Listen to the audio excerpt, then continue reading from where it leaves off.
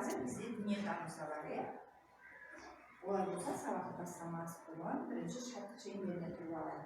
Кәдімгі шаттық шеңберіне келе қойыңдаршы. Бақытты бол. Ананың арманына жет. Тәртіпті бол. Сабақты беспен оқы. Жақсы бол. Ақылды бол. Әдепті бол. Тәртіпті бол. Ата-ананың тілін ұқыпты бол. Әдепті бол. Анаңның тілін ал. Күнделігің беске толсын. Өмірзағың ұзақ болсын. Арманыңа жет. Анаңның жүрегін үнемі ойлаңыз. Анаңды тыңда.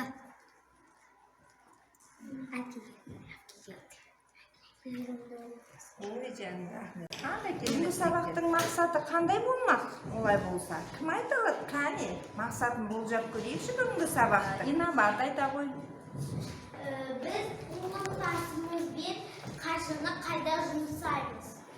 Тамаша бала, тамаша. Тағы кім айта алады? Алтынай. Біз дәріханаға, киім дүкеніне, азық-түлік дүкеніне барлығы қанша қаржы жұмсаймыз? Сабақтың сендер мақсатын тіпті сендер байқап біліп тұрсыңдар. Яғни біз өзіміздің отбасымызға келетін қаржыны қайда жұмсайтынымыз туралы бүгін білетін боламыз. Олай болса балалар, барлықтарын оқулықпен жұмыс жасаңдар. Қазір біз сендермен топтық жұмыс жүргіземіз. Ал балалар, топтық жұмысты бастаймыз.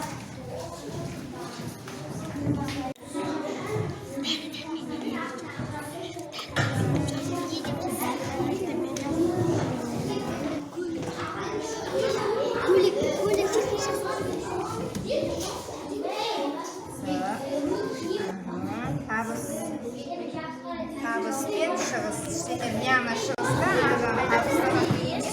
Бұл не екен? Саяхатқа ақша керек. Дұрыс, саяхатқа үшін ақша керек. Тамаша. Газет шығуға дейді. Тамаша балалар. Қандай керемет. Біздің топқа ақша не үшін керек деген сұрақ қойылды.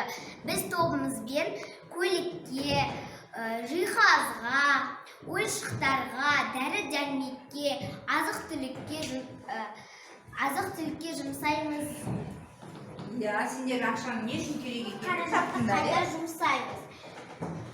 Біз кинотеатрға барғанда, коммуналдық шығындарға жұмсаймыз. Коммуналдық шығын деген не екен бала? Коммуналдық шығын дегеніміз светті қаншаға жаққанымызды, суды, жылуды соларды төлейді. Тамаша. Және газет журналдарға,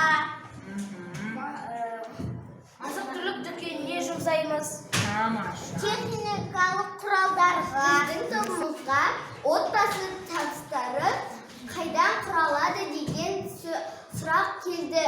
Біз ақылдаса келе былай жауап бердік. Отбасы табыстарын біздің отбасымыз әкеледі. Әжеміз, әкеміз, анамыз, атамыз, дешеміз, ағамыз, әпкеміз, және де жездеміз. Бір сөзбен айтқанда, үйіміздегі барлық ересек адамдар үйге табыс кіргізеді екен, иә балалар? Солай ма, келісесіңдер ме балалар? Яғни отбасымызға табыс әкелетін біздің отбасымыз жүреді. Қане олай болса балалар, бұл топтың жұмысын, үшінші топтың жұмысын отшашу арқылы бағалап жіберейік. Олай болса, сендерге сергіту сәті болсын. Салауат айта ғой. Ана алдында қызмет, ата алдында қызмет. Тамаша, керемет, Назерке. Тамаша. Үйдің басына шықпа. Әрқайсыларың өздеріңнің бір күнге қажетті нәрселеріне жоспар жасап жатсыңдар. Не сатып аласың? Сендер қазір ғана өздерің бір күнде ақшаны қайда жұмсауға болатыны жоспарларыңдар. Өздеріңе қажет затқа. Яғни сендердің де өздеріңнің кішігірім шығындарың бар екенін білдіңдер, бұл шығындарыңа қанша қажет екенін түсіндіңдер. сендердің өздеріңде шығын жұмсайды екенсіңдер, шығын шығарады екенсіңдер отбасында. Сөйтіп, отбасында сендерге арналған. Сендер де отбасыларыңа қандай табыс әкеле аласыңдар? Қане? Кім қандай табыс әкеле алады? Ал, Назерке айта қойшы. Мен сабағымды беспен оқысам, ата-анама сол табысты байлаймын. Тамаша, керемет не бала, келісесіңдер ме? Иә. Тамаша, яғни сендер жақсы баға алып барсаңдар, сендердің отбасыларыңа апарған табыстарың, үлкен табыстарың сол екен бала. Ал балалар, қазір біз сендерге көрсетілім көреміз. Бұл жерде сендер отбасылық табыстың қалай жұмсалатынын және қалай үнемдеуге болатыны туралы ақпарат аласыңдар. Киім-кешек сатып алған кезде қалай үнемдеу керек? Бүгін дәл осы тақырыпта бірнеше кеңестер ұсынамыз. Ең алдымен сөредегі барлық киімді саралап, өзіңе қажет киімнің тізімін жаса. Онлайн сауда жасауды үйреніп ал. Себебі онлайн арқылы сапалы да арзан киім табуға болады. Бір реттік киімге әуес болма. Мәселен, сәнді көйлекті бір тойға киіп, кейін сөреге іліп қойсаң пайдасы болмайды. Көп киілген, бірақ әлі тозбаған киімді өзгеше етіп киюді үйрен. Яғни киімге бисермен түрлі өрнек салуға немесе сурет салуға болады. Қыстың қамын жазда ойла демекші, жазда қыстық, ал қыста жаздық киімдерді сатып ал. Сол кезде киімдер жеңілдікпен сатылады. Ірі дүкендері бар сауда орталықтарында немесе базарда көп жүруді әдетке айналдырма. Керек затты алған соң бірден кетуге тырыс. Және ең бастысы, киім-кешек сатып алуға көтеріңкі көңіл күймен бару керек. Психологтардың айтуынша, адамның көңіл күйі болмаса, қажетсіз заттарды көптеп сатып алуға әуес болады екен. Отбасына табысты кімдер әкеледі екен? Ал, айта ғой. Ата, ана, әже, әпке, аға.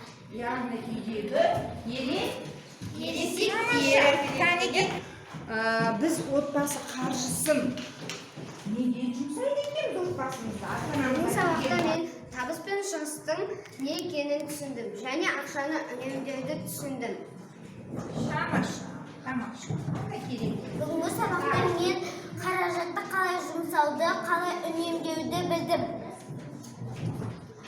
Бүгінгі сабақта мен қаржылық сауаттылығы мен ақшаны үнемдеуді үйрендім.